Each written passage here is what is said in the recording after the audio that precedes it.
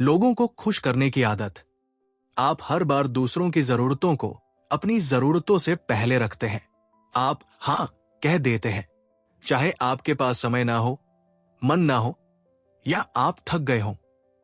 शुरुआत में सब ठीक लगता है, लोग खुश रहते हैं, आप उनकी नजरों में अच्छे बन जाते हैं। लेकिन धीरे धीरे यही आदत बन जाती है तनाव, नाखुशी और थकावट की वजह। लोगों को खुश करने वाले यानी पीपल प्लीजर्स अक्सर दूसरों की इच्छाओं को पूरा करने में इतने डूब जाते हैं कि अपने हित, अपनी भावनाएं और अपनी जरूरतें भूल जाते हैं। और एक वक्त आता है जब दिल के अंदर से आवाज आती है, मैं कब खुश होऊंगा, मेरी जिंदगी पर मेरा हक कब होगा। यहीं से शुरू होती है एक नई समझ कि ना कहने की कला कितनी जरूरी है। क्यों ना सिर्फ एक शब्द नहीं, ये एक सीमा रेखा है जो बताती है कि आप अपने आप का, अपने समय का और अपने मन का सम्मान करते हैं। जब हम ना कहना सीखते हैं, हम अपने करियर में आगे बढ़ते हैं, रिश्ते मजबूत होते हैं और लोग हमें एक नेता की तरह देखने लगते हैं, ना कि एक ऐसे व्यक्ति की तरह जिसे हमेशा इस्तेमाल किया जा सकता है। अब सुनिए लेखक की अपनी कहानी। ये कहानी है एक ऐसे इंसान की जो कभी खुद भी एक पीपल प्लीजर था, जो दूसरों को खुश करके खुद खुशियां ढूंढता था, लेकिन भीतर से टूट रहा था। जब भी कोई मदद मांगता, वो तुरंत हां कह देता, चाहे वो कितना भी व्यस्त हो, कितना भी थका हो। दिल में कहीं एक इच्छा थी, सब मुझे पसंद करें, सब मुझे अच्छा समझे। कुछ समय तक ये अच्छा लगता था, पर धीरे धीरे उसका असर दिखने लगा। वो थकने लगा, नाखुश रहने लगा और सबसे दर्दनाक बात, उसे खुद से नफरत होने लगी। वो कहता है, दूसरों को खुश करते करते मैं खुद से दूर हो गया था।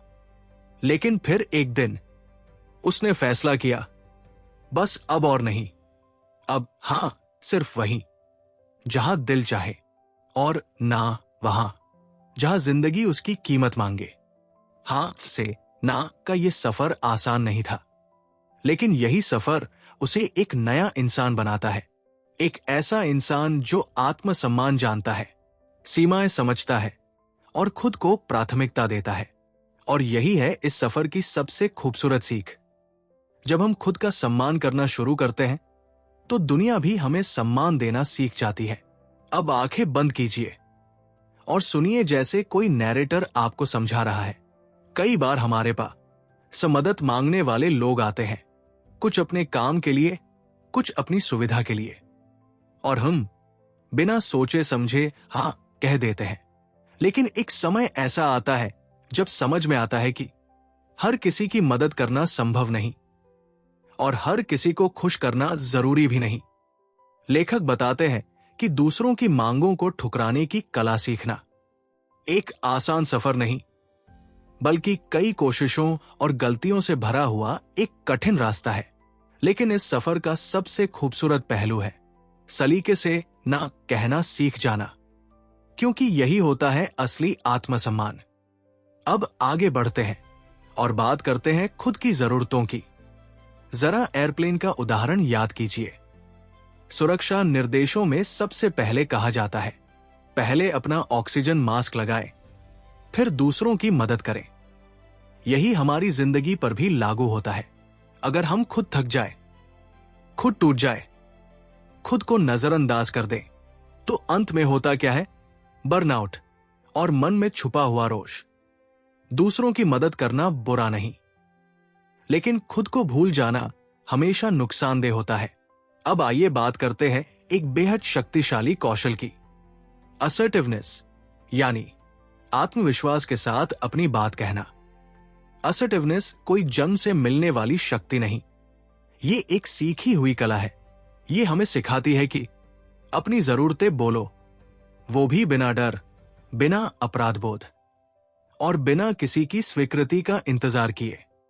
और जब ये कला आ जाती है, तो ऑफिस से लेकर रिश्तों तक हर जगह काम आती है, खासकर तब जब किसी को ना कहना हो। लेकिन ध्यान रहे, असर्टिव होना और एग्रेसिव होना दोनों अलग अलग बातें हैं। असर्टिवनेस का मतलब है सम्मान, सभ्यता और स्पष्टता। वही एग्रेसिवनेस का मतलब होता है गुस्सा, कठोरता और असंवेदनशीलता। ये फर्क समझ लेना हमारी बातचीत को स्वस्थ बनाता है और रिश्तों को मजबूत। और अंत में एक अहम बात, ना कहना सीखो, लेकिन शालीनता के साथ, ना गुस्से में, ना झुंझलाहट में, ना अपराध बोध में, बल्कि विनम्रता से, सम्मान के साथ और अपने स्वास्थ्य की रक्षा करते हुए। लेखक बताते हैं जब भावनाएं काबू में नहीं होती, ना अक्सर गलत तरीके से बाहर आता है। इसलिए भावनाओं को संभालकर ना कहना ही असली कला है।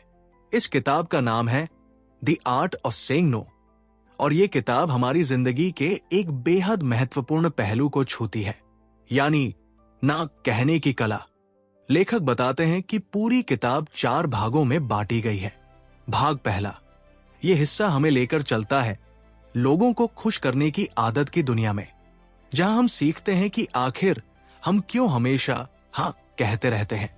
साथ ही असर्टिवनेस यानी आत्मविश्वास के साथ अपनी बात रखना, ये क्या है और क्यों जरूरी है, ये भी यही समझ में आता है। भाग दूसरा, अब हम मन के अंदर झांकते हैं, जहां पता चलता है कि ना कहना इतना कठिन क्यों है। क्यों हमें डर लगता है कि लोग नाराज हो जाएंगे, क्यों हमें अपराध बोध होता है, और क्यों हम अपनी जरूरतों से पहले दूसरों की जरूरतों को रखते हैं। इस हिस्से में इन सभी मनोवैज्ञानिक कारणों को खोलकर समझाया गया है। भाग तीसरा, अब आता है वो हिस्सा जिसका इंतजार सबसे ज्यादा होता है, रणनीतियां, तरीके और अभ्यास। ये हिस्सा हमें सिखाता है कि कैसे हम बिना अपराध बोध, बिना किसी को चोट पहुंचाए और बिना गुस्से या झुंझलाहट के शालीनता से ना कह सकते हैं। भाग चौथा और अंत में यह हिस्सा हमें वास्तविक जीवन की स्थितियों में ले जाता है। यह दिखाता है कि इन तरीकों को ऑफिस में एक कैसे लागू करें, परिवार के साथ कैसे, दोस्तों के बीच कैसे, और जीवन के हर क्षेत्र में कैसे। क्योंकि सिर्फ समझना ही काफी नहीं, लागू करना ही असली बदलाव लाता है। और फिर लेखक हमें एक खूबसूरत बात समझाते हैं, जब हम इन चारों पहलुओं को समझ लेते हैं, तब हम अपने जीवन में एक नई शक्ति को अपनाते हैं, स्वयं की जरूरतों को प्राथमिकता देने की शक्ति, वो भी बिना अपराध बोध, बिना शर्म और बिना डर के। और सबसे खूबसूरत बात यह है कि जब हम खुद का सम्मान करना सीखते हैं, तो दुनिया भी हमारा सम्मान करने लगती है। अब बात करते हैं इस किताब से सबसे अधिक फायदा कैसे उठाया जाए। लेखक कहते हैं सिर्फ सुन लेना, पढ़ लेना या समझ लेना काफी नहीं है। सच्चा परिवर्तन तब आता है जब हम रुक कर सोचते हैं, अपनी जिंदगी से तुलना करते हैं और फिर उन सीखों को आचरण में उतारते हैं। अपने अनुभवों पर विचार करें। क्या आप भी अक्सर हाँ कहते हैं? क्या आप भी थक जाते हैं लेकिन बोल नहीं पाते? क्या आप भी दूसरों के चेहरे पर मुस्कान देखकर अपना दिल चुप करा देते हैं? अगर हाँ, तो ये किताब आपके लिए बनी है। समझिए, अपनाइए और फिर जिंदगी में उन रणनीतियों को लागू कीजिए जिनके बारे में ये किताब बात करती है। और अंत में लेखक एक बेहद महत्वपूर्ण संदेश देते हैं, सकारात्मक बदलाव आज से शुरू होता है। याद रखिए, जब तक हम कार्रवाई नहीं करते, आदतें नहीं बदलती, जीवन नहीं बदलता। तो अगर आप बदलाव चाहते हैं, आज ही शुरुआत कीजिए, क्योंकि आपका कल आपकी आज की कार्रवाई पर ही निर्भर करता है। अध्याय 2, हम ना कहने में क्यों संघर्ष करते हैं। तो चलिए अब हम इस किताब के दूसरे अध्याय में प्रवेश करते हैं। एक ऐसा अध्याय जो हमारी उस पुरानी आदत को सामने लाता है, जहां हम हाँ कहते हुए खुद को थकाते हैं और ना कहते हुए डरते हैं। लेखक बताते हैं कि बहुत से लोग एक साधारण सा शब्द ना बोलने में भी संघर्ष करते हैं, और ये संघर्ष सिर्फ शब्दों का नहीं, ये भावनाओं, अपेक्षाओं, डर और आत्मसम्मान का संघर्ष है। इस अध्याय में हम 5 बड़े कारणों को समझते हैं जो हमें ना कहने से रोकते हैं। पहला कारण, हम किसी को नाराज नहीं करना चाहते। कई बार हम सिर्फ इसलिए हाँ कह देते हैं क्योंकि हमें डर होता है कि लोग बुरा मान जाएंगे। हम सोचते हैं अगर मैंने मना कर दिया तो सामने वाला क्या सोचेगा, कहीं उसे लगे कि मैं रूखा हूं या स्वार्थी हूं। लेकिन लेखक यहां एक बात साफ बताते हैं, अक्सर नाराजगी आपके इनकार से नहीं बल्कि सामने वाले की अपनी अपेक्षाओं और असुरक्षाओं से पैदा होती है। और जब ये बात समझ आती है, अपराध बोध हल्का पड़ जाता है। दूसरा कारण, हम किसी को निराश नहीं करना चाहते। कुछ लोग हां इसलिए नहीं कहते बल्कि इसलिए कहते हैं कि उनमें किसी को निराश करने की हिम्मत नहीं होती। पर सच ये है, निराशा इसलिए नहीं होती कि आपने ना कहा। निराशा इसलिए होती है कि किसी की उम्मीदें पूरी नहीं हुई, और उम्मीदें आपकी जिम्मेदारी नहीं होती। तीसरा कारण, हम स्वार्थी न दिखें। हमारी परवरिश, हमारा माहौल, समाज अक्सर हमें सिखाता है दूसरों के लिए जीना अच्छा है, और धीरे धीरे हम ये मान लेते हैं कि अपनी जरूरतों को प्राथमिकता देना गलत है। लेकिन लेखक बताते हैं अपने लिए खड़े होना स्वार्थ नहीं, स्वदेखभाल, सेल्फ केयर है, और कई बार अपने मन, शरीर और स्वास्थ्य को बचाने के लिए ना कहना जरूरी होता है। चौथा कारण, हमारी मदद करने की इच्छा। कई लोग इसलिए हां कहते हैं क्योंकि उन्हें दूसरों की मदद करके अच्छा लगता है। किसी का काम बन जाए, किसी के चेहरे पर मुस्कान आए तो दिल को सुकून मिलता है। पर यहां भी एक संतुलन जरूरी है। दूसरों की मदद अच्छी बात है, लेकिन अपनी जिम्मेदारियों को नजरअंदाज करके नहीं। आपका समय, आपकी ऊर्जा, आपकी प्राथमिकताएं ये भी उतनी ही मूल्यवान है। पांचवा कारण, कम आत्मसम्मान। कई लोग ना इसलिए नहीं कहते क्योंकि वे खुद को दूसरों से कम महत्व का मानते हैं। उनके अंदर एक आवाज कहती है, मेरी जरूरतें उतनी जरूरी नहीं है, दूसरों का काम पहले होना चाहिए। और यही सोच धीरे धीरे आत्मसम्मान को चोट पहुंचाती है। लेखक बताते हैं कि ना कहना सीखना सिर्फ सीमाएं तय करना नहीं बल्कि खुद के मूल्य को पहचानना भी है। इस अध्याय का संदेश बेहद स्पष्ट है। ना कहना बदतमीजी नहीं है, ना कहना स्वार्थ नहीं है, ना कहना बुरा होना नहीं है। ना कहना कई बार हमारी मानसिक शांति, हमारी ऊर्जा और हमारे अस्तित्व की रक्षा है। और जब हम इन कारणों को समझ लेते हैं तो हम उस गलत विश्वास से बाहर निकलने लगते हैं कि ना कहना मतलब बुरा होना। क्योंकि सच्चाई तो यह है, कभी कभी आपका ना आपके जीवन की सबसे बड़ी हा होती है।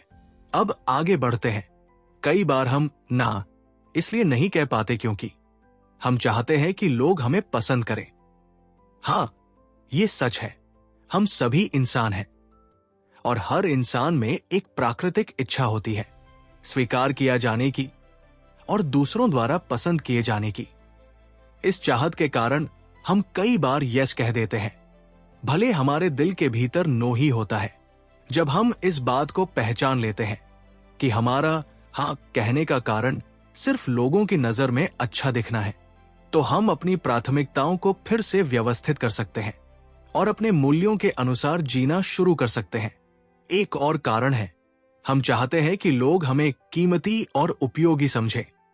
बहुत सारे लोग अपने आप को सिद्ध करने की कोशिश में हर जिम्मेदारी, हर काम और हर बोझ उठा लेते हैं क्योंकि उन्हें लगता है कि अगर मैं मना कर दूंगा तो लोग सोचेंगे कि मैं बेकार हूं।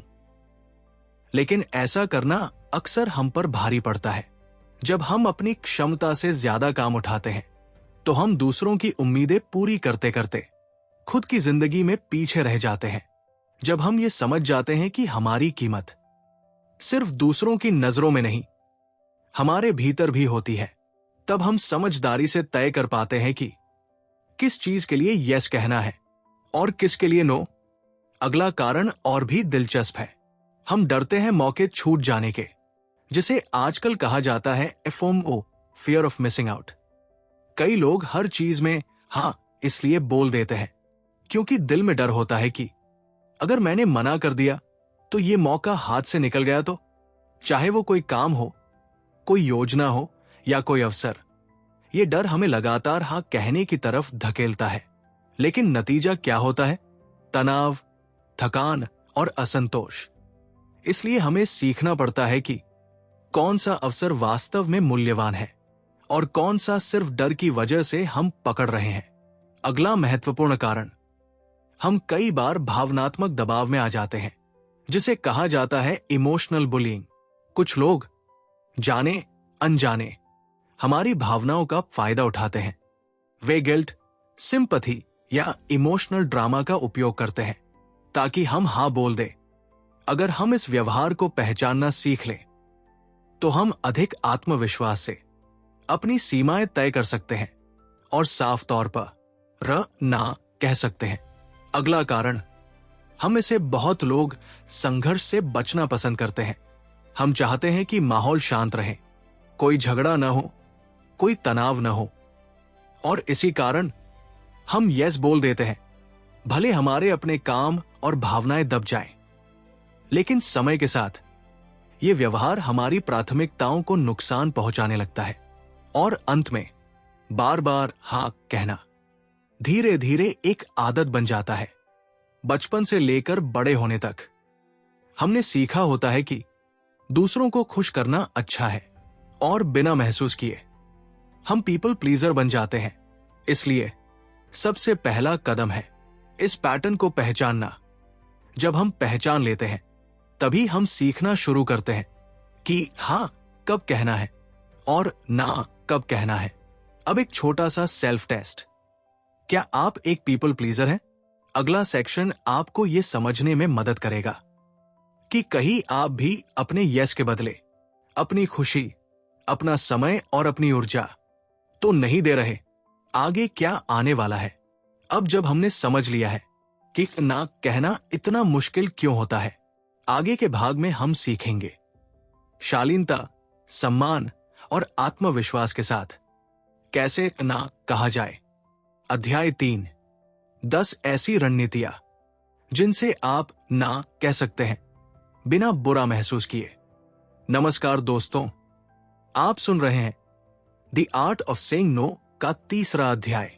इस अध्याय में हम बात करेंगे कैसे आप बिना अपराध बोध के, बिना रूखा लगे और बिना रिश्ते बिगाड़े ना कह सकते हैं। और खास बात यह है कि इन रणनीतियों को हर कोई सीख सकता है। तो चलिए शुरू करते हैं। रणनीति नंबर 1, साफ और सीधे बोलें।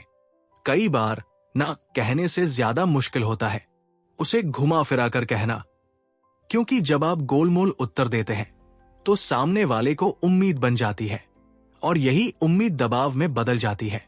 बेहतर है साफ बोले, स्पष्ट बोले। रणनीति नंबर 2, टाइम पास मत कीजिए।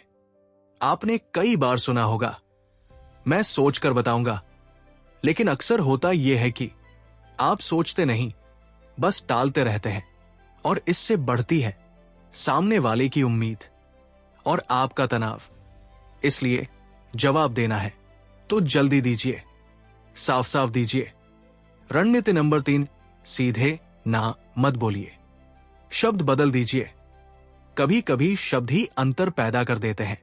ना शब्द कई लोगों को आक्रामक लगता है, इसलिए आप कह सकते हैं, अभी इसमें शामिल नहीं हो पाऊंगा, या ये फिलहाल मेरे लिए संभव नहीं है।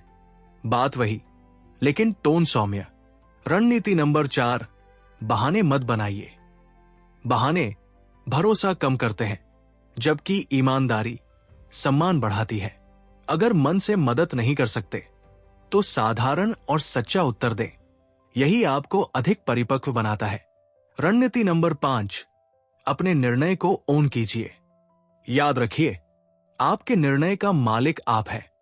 इसलिए जब आप कहते हैं मैंने फैसला किया है या मैंने तय किया है, तो सामने वाला आपकी सीमा को स्वीकार करता है। आपका आत्मविश्वास सामने वाले तक पहुंचता है। रणनीति नंबर 6, रिक्वेस्ट को बाद में शिफ्ट कीजिए। अगर आप सच में व्यस्त हैं तो आप कह सकते हैं, आप एक हफ्ते बाद पूछिए, तब मैं देख सकूंगा। इससे न आप झूठ बोलते हैं, नहीं रिश्ता खराब होता है। बस प्राथमिकताएं सुरक्षित रहती है। रणनीति नंबर 7, उपलब्धता पर झूठ मत बोलिए। लोग सोचते हैं झूठ बोल देंगे, मामला खत्म। लेकिन जब झूठ पकड़ा जाता है तो विश्वास टूटता है, और रिश्ते विश्वास पर चलते हैं, बहानों पर नहीं। रणनीति नंबर 8, कोई विकल्प सुझाइए। आप समय नहीं दे सकते, लेख इन सामने वाले की समस्या समझते हैं, तो आप कह सकते हैं आप ऐसा कर सकते हैं, या तो ये जो वीडियो आप इस तरीके से कोशिश कीजिए। ये नाक को नरम बना देता है। रणनीति नंबर 9, योग्य व्यक्ति की तरफ निर्देश दीजिए। कभी कभी काम आपके नहीं, किसी और के बस का होता है। ऐसे में आप सही व्यक्ति की तरफ इशारा करके अपना समय भी बचाते हैं और सामने वाले को सही दिशा भी देते हैं। रणनीति नंबर 10, अपनी क्षमता बताइए। हर इंसान की अपनी बैंडविड्थ होती है। समय, ऊर्जा, मानसिक शक्ति सब सीमित है। आप कह सकते हैं मेरी वर्तमान क्षमता इससे ज्यादा की अनुमति नहीं देती। इससे दबाव कम होता है और स्पष्टता बढ़ती है। अब कुछ बोनस रणनीतियां। बोनस रणनीति 1, दृढ़ रहिए। अगर सामने वाला दबाव डालता है तो आपका दृढ़ होना जरूरी है। सीमाएं ही होती है। बोनस रणनीति 2, विनम्र रहिए। ना कहना कठोर होना नहीं है। आप नम्र भी रह सकते हैं और स्पष्ट भी। यही संतुलन परिपक्वता है। बोनस रणनीति 3, एफओमो से लड़िए। फियर ऑफ मिसिंग आउट यानी एफएमओ। अक्सर हम इस डर से हां बोल देते हैं कि कहीं अवसर न छूट जाए, लेकिन असली अवसर वही है जो आपकी प्राथमिकताओं से मेल खाए। बोनस रणनीति 4, कैटेगरी के हिसाब से ना कहिए। कुछ चीजों के लिए पहले से नियम तय कर लीजिए। तो ये जो वीडियो आप जैसे देख रहे हो ग्रीन मैं स्क्रीन वीकेंड का, पर काम नहीं करता, वो आप बिल्कुल इससे ना copyright कहने के लिए में आप झिझक इसे नहीं अपने रहती। वीडियो में use कर आगे सकते क्या हो। आने वाला है इस पे कोई अब आपने copyright समझ लिया strike या फिर कोई ना copyright claim क्यों नहीं मुश्किल है लगेगी। और कैसे दोस्तों, ये आसान बिल्कुल बनाया जा copyright सकता है। free है, इसलिए अगले आप अपने अध्याय में वीडियो हम इसे use सीखेंगे कर सकते हो। इन तकनीकों अगर को चैनल वास्तविक पे जीवन नए हो में तो कैसे चैनल को लागू लाइक करें, और सब्सक्राइब करना बिना ना डर, भूलें। बिना ऐसे ही अपराध content बोध अपने चैनल पे लाता और रहूंगा। बिना तनाव। तो मिलते Thank हैं you. अगले अध्याय में, जहां आप बनेंगे और भी मजबूत, और भी स्पष्ट, और भी आत्मविश्वासी। नमस्कार श्रोता, इस अध्याय में हम सीखेंगे कि किसी भी स्थिति में कैसे शालीनता और सम्मान के साथ ना कहा जाए। क्यों ना कहना सिर्फ शब्द नहीं है, ये एक कला है। और हर रिश्ता, विस्तारित परिवार हो, जीवन साथी, बच्चे, दोस्त, पड़ोसी, सहकर्मी, बॉस, ग्राहक या अनजान लोग, एक अलग तरह की रणनीति मांगता है। इसलिए ये अनुभाग आपको हर तरह की बातचीत के लिए सरल, व्यावहारिक और प्रभावी रणनीतियां देगा। साथ ही ये बताएगा कि सीमाएं कैसे तय करें और अपेक्षाओं को कैसे मैनेज करें। एक अपने विस्तारित परिवार को ना कैसे कहें। कई बार परिवार के सदस्य हम पर भावनात्मक दबाव डालते हैं। वे चाहते हैं कि हम तुरंत हां कह दें, लेकिन याद रखिए आपकी प्राथमिकताएं भी मायने रखती हैं। नई अपेक्षाएं तय करें, स्पष्ट सीमाएं बनाइए कि आप क्या दे सकते हैं और क्या नहीं। ये तय करें कि किन चीजों में मदद करेंगे और किन समय पर उपलब्ध रहेंगे। और एक स्मार्ट तरीका, अपने रिश्तेदारों से कहें कि वे तुरंत कॉल करने के बजाय संदेश छोड़ें। इससे आप हर अनुरोध पर तुरंत प्रतिक्रिया देने के दबाव से बचेंगे। याद रखिए, ना कहने का मतलब रूखा होना नहीं, बल्कि अपनी सीमाओं और समय का सम्मान करना है। 2, अपने जीवन साथी को ना कैसे कहें। जीवन साथी के सामने ना कहना कभी कभी कठिन लगता है, लेकिन ये आपके रिश्ते की सेहत के लिए जरूरी है। सबसे पहले स्पष्ट सीमाएं बनाएं। ये न केवल सम्मान बढ़ाता है, बल्कि समझ भी पैदा करता है। अपनी नापसंद चीजों को साझा करें। ऐसी सीमाएं तय करें जो आपके विश्वासों और मूल्यों को दर्शाएं। और सबसे महत्वपूर्ण बात, अपने जीवन साथी को यह समझाए कि आपका ना सोच समझकर और तर्कसंगत है। ये ना सिर्फ रिश्ते को मजबूत करता है बल्कि आपके निर्णयों का सम्मान भी बनाता है। याद रखिए श्रोता, ना कहना कभी कभी मुश्किल हो सकता है, लेकिन सही तरीके से, सम्मान के साथ और स्पष्ट सीमाओं के साथ, यह आपकी आत्मशक्ति, आपके समय और आपके रिश्तों को सुरक्षित रखता है। और यही है असली कला किसी भी स्थिति में ना कहने की। अगले अध्याय में हम देखेंगे कि ये रणनीतियां दैनिक जीवन में कैसे लागू की जाए ताकि आप तनाव मुक्त, आत्मविश्वासी और स्पष्ट निर्णय लेने वाले बन सके। तो दोस्तों, इस अनुभाग में हम सीखेंगे कि कैसे आप अपने बच्चों, दोस्तों, पड़ोसियों, सहकर्मियों, बॉस और क्लाइंट्स को सम्मान और शालीनता के साथ ना कह सकते हैं। क्यों? ना कहना सिर्फ शब्द नहीं है, यह आपके समय, सीमाओं और मानसिक शांति का सम्मान करने की कला है। एक, अपने बच्चों को ना कैसे कहें। बच्चों की खुशी की इच्छा के कारण माता पिता अक्सर ना कहने में संघर्ष करते हैं। सबसे पहले स्पष्ट सीमाएं और अपेक्षाएं तय करें ताकि आपकी माता पिता की भूमिका और अधिकार बनाए रहें। उन मोलभाव या बहस वाली रणनीतियों से बचें जो आपके निर्णय को कमजोर कर सकती है। बच्चों को समझाएं कि एक ना अंतिम होता है। इससे उनका मैनिपुलेटिव व्यवहार कम होगा और वे समझेंगे कि आपके निर्णय स्थिर हैं। 2, अपने दोस्तों को ना कैसे कहें। दोस्तों के साथ रिश्ते महत्वपूर्ण हैं, लेकिन अपनी जिम्मेदारियों और हितों को प्राथमिकता देना जरूरी है। सीमाएं तय करें ताकि उनकी अपेक्षाएं नियंत्रित रहें और आप खुद नाराज न हो। ये जो वीडियो आप स्थिति को तुरंत संबोधित करें, बजाय इसके कि धीरे धीरे फ्रस्ट्रेशन बढ़े। अपनी सीमाओं के बारे में खुलकर और ईमानदारी से बताएं ताकि समझ और सहयोग दोनों बढ़े। 3, अपने पड़ोसियों को ना कैसे कहें। पड़ोसियों के साथ भी स्पष्ट सीमाएं जरूरी है। स्पष्ट सीमाएं बनाएं ताकि विवाद कम हो। अनुरोधों को शालीनता से ठुकराएं बिना दबाव महसूस किए। साफ और सीधे संवाद का उपयोग करें ताकि आपका निर्णय और अपेक्षाएं दोनों स्पष्ट रहें। 4, सहकर्मियों को ना कैसे कहें। कार्यस्थल में ना कहना चुनौतीपूर्ण हो सकता है।